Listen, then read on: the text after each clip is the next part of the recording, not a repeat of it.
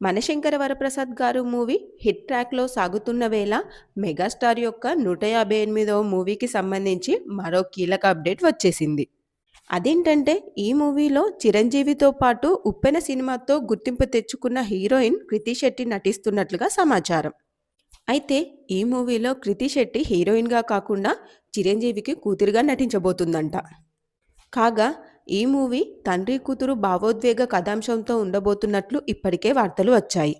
ఇక తండ్రి కూతురుగా ఈ జంట మెగా అభిమానులను ఎంతవరకు ఆకట్టుకుంటుందో చూడాలి.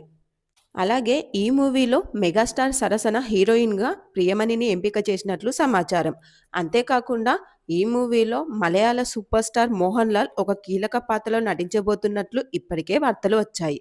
అంతేకాకుండా బాబీ ఈ మూవీ కోసం ఒక గెస్ట్ రోల్ ప్లాన్ చేస్తున్నారంట. ఈ పాత్ర కోసం ఫస్ట్ తమిళ హీరో అయిన కార్తీ పేరు వినిపించినప్పటికీ ప్రస్తుతం టాలీవుడ్ యంగ్ హీరోని ఈ పాత్ర కోసం సెలెక్ట్ చేసే ఆలోచనలో ఉన్నారంట బాబీ. అంతేకాకుండా ఈ మూవీలో సంగీత దర్శకుడిగా ఏఆర్ రెహమాన్ను తీసుకునేందుకు బాబీ ప్రయత్నిస్తున్నట్టుగా సమాచారం. అంతేకాకుండా ఈ మూవీలో మాజీ విశ్వసుందరి అయిన ఐశ్వర్య రాయ్ కూడా ఒక కీలక పాత్రలో నటించనున్నట్లు ఇప్పటికే వార్తలు వచ్చాయి.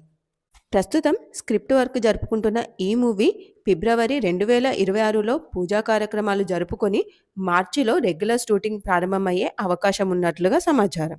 ఏది ఏమైనప్పటికీ చిరు బాబీ కాంబినేషన్లో వచ్చిన వాల్తేరు వీరయ్య మూవీ ఘన విజయం సాధించడంతో ఈ మూవీపై చిరు అభిమానుల్లో భారీ అంచనాలు ఉన్నాయి.